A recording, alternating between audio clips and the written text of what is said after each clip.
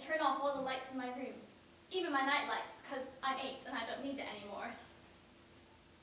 And open the curtains and the window, and if I close my eyes tight enough, really crush my face into the pillow and squeeze and strain my ears, I can just about catch the sound of the icy North Sea rolling and crashing against the rocks. I hear it lap on the shore, kissing every grain of sand a darker shade of yellow than it was before gently, shyly retreating into the vast grey expanse of water and continuing its rhythm. The tempo of that sea is what lulls me into sleep. The bitter, frosty grips of the wave at my ankles, shivering and pimpled with goosebumps, and yanks them down from underneath me, and down, down, down into the black uncertainty of the ocean at night. And I'm submerged in the tumultuous tossing and turning of the current, until I'm washed up onto the beach in full view of the crisp morning sun. I'm not afraid of drowning, nor am I frightened of sharks that could be waiting out there peckish in the twilight. I'm not scared, because I know that my mother will always come and save me if something should go wrong. If the current is too fast and my arms and legs too weak to drag me into the morning light, kicking and gasping, she'll be there with a flick of her scaly fish tail, and to take my hand into the surface and safety. Dad says that when I was very little, my mother realised that she had to go back to the sea or she would die, because the human land wasn't her natural environment. That's why he goes off to the rigs every month, to see her. I've asked to go with him sometimes, but he says it's too dangerous. I've never seen the rigs from the beach, but I've seen pictures of them in books at school and on Google Images. They're huge skeletal structures, big iron bodies that teeter on rusting ledges, like old machines from a forgotten time that are eroding in the salt water years after they were abandoned. I imagine them to be creepy and surreal. Droplets of water ringing down spooky corridors. My dad crammed into the side of a wall, curled up with his knees tight against his chin, and praying that he can get to dry land soon. He says that he sneaks out of his bedroom at night and straps on all of his harnesses, then makes sure that everything is safe before dangling over the side of the rig. He says he combs the sea with a special brush that Mum left him. It's a blue one with limpets stuck all around the handle, and he keeps it special under his pillow. And she swims up to meet him with kisses that taste like seaweed in the shanties. I think it's all awfully romantic. Something that my dad would totally do. He's always trying to spoil me. Look out for me. He has a nervous face all the time, and a shaky voice, and he washes his hands a lot. He says this is because he's got oil on them from work. I think he and my mum would have been the best couple ever. I don't think I remember seeing my mum. There are no pictures of her in our small apartment that Dad rents out. Not even on his phone. I think she must have been so beautiful that it hurt him to just have her face everywhere and not the real her. I've also Googled pictures of mothers, and they're always smiling with perfect teeth and nice hair. And that sounds lovely, but not like my mother. I wonder if she misses me. I wonder if she has a pet starfish and wears clowns as clothes. I wonder if she's a teacher of a school of fish. I bet she'd be really proud that I'm a good swimmer. I have medals to prove it. I mentioned my mum to my friends because we're drawing family portraits and nobody expected Mum to have a fishtail. And although some of them stare at me with big eyes, most of them laugh at me. They say it's not true, that it's not real, like Santa or the Tooth Fairy. And they say mean things about my dad. My auntie said that your dad, in the papers, I heard he should be, but I stopped listening. I don't want to hear things like that. The teachers say that because I'm 8 now, I should start thinking for myself and stop sticking my head in fairy stories. They call my dad in, and they have a private conversation. And I'm made to sit and wait in a tiny plastic chair that's very uncomfortable as they chat in hushed voices. After that, none of the teachers say anything about it. That night, Dad washes his hands 5 times before he goes to bed. And I brush my teeth every time because I don't want him to feel alone in the bathroom. But the 3rd time he yells at me and I have to go to bed early. And I think he's crying. But that's stupid, because dads don't cry. My grandma is my dad's mum. I don't see my other grandma anymore, ever since Mum went home. I wonder if she's a mermaid too. Grandma's a large woman who wears funny knitted fleeces with elves or tigers on them, and she washes her hands in a special soap that smells like lilies. She looks after me when Dad goes offshore, and she has a house on the outskirts of the city, so the seaside isn't far away.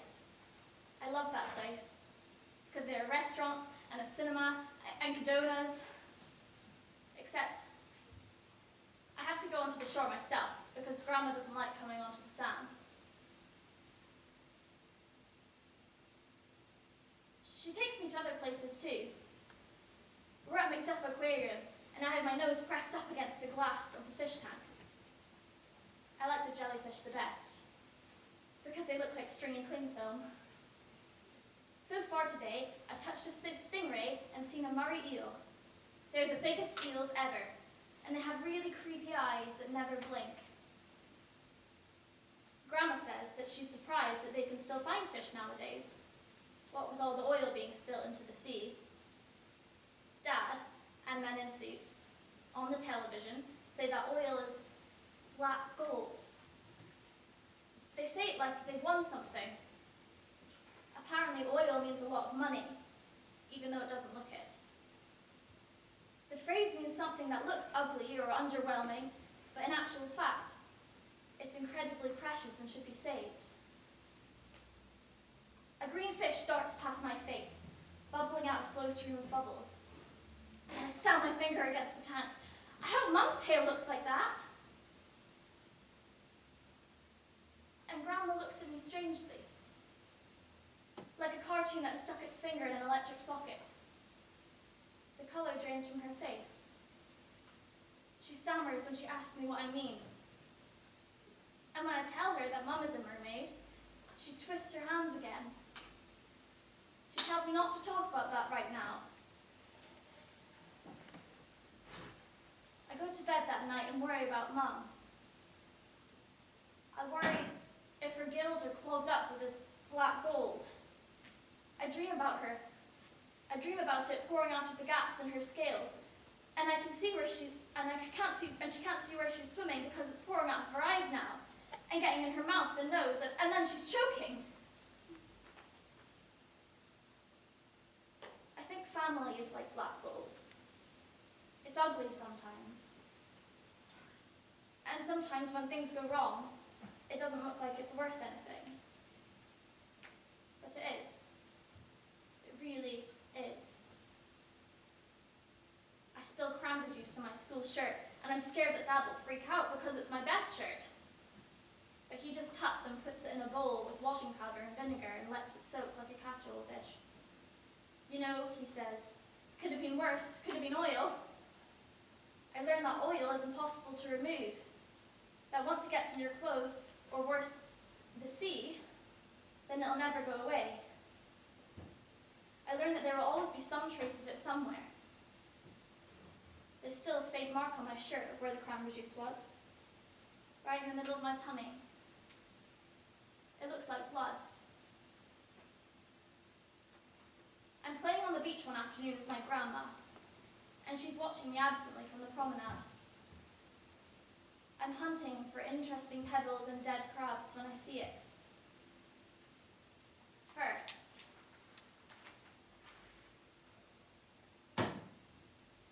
I see it, mangled and pale, ghostly and shockingly white, beached up like a small dolphin with the veins visible in the sand on its own. And I don't scream. I can only stare down into those sockets, those empty holes in the head where eyes must have been, must have once looked up at the swirling sky, wincing at the odd streak of sunlight. Limpets are like braille on the bones where birds and fish have nibbled and pecked away the meat. I imagine the salt corroding the throat, the vocal cords, and think the bloated belly is like a balloon, a waterbed. My first thought is not, get help. It's, this is what water nymphs look like in fairy tales. And I become painfully aware of the granules of sand between my toes, and the icy wind stinging the hairs on my arms, and the sound of gulls shrieking in my ears, splitting my skull like a watermelon. The body's head is fractured, a shattered spider web marking violence. There's no oil in her hair, like I believe there might have been. And this pleased me somewhat. She has no fish's tail, but long, spindly legs that will never walk again. Broken and twisted and withered away. She does not need a complete face, a kind, recognizable smile. I do not need anyone to tell me what I already understand, what makes my stomach vomit. I know it is my mother. I know my father has been lying to me. He must have lied to those teachers in primary as well. I do not know which makes me more upset, and I do not know which makes me cry white-hot tears of rage and despair as my grandmother rushes to my side and stands staring. She clamps her hands over my eyes, and the world spins in darkness, and I can smell the lily-scented soap on her skin. My grandmother sits me down at 6:45 in the evening, and I haven't said a word to her since the beach. She looks me in the eye and makes me promise not to say anything to my father. I say nothing, and her eyes well up with tears, and my heart breaks for her. Despite my rage and my confusion, as she confesses for both of them, she wrings her hands over and over, like she's milking the guilt out of herself. As my grandmother speaks, her voice is the sound of feet struggling in the sand, of panicked breathing cut short, of sharp, rugged rocks piercing through plans to leave, plans to start afresh with someone else.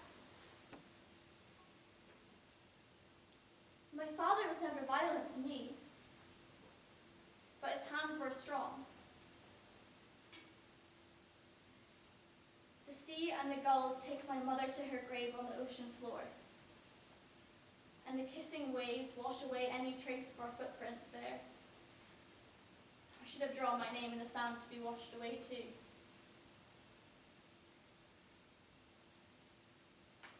My dad still works in the oil business. He wants me to get involved, but I have other plans. It's been 8 years, and I know about oil now.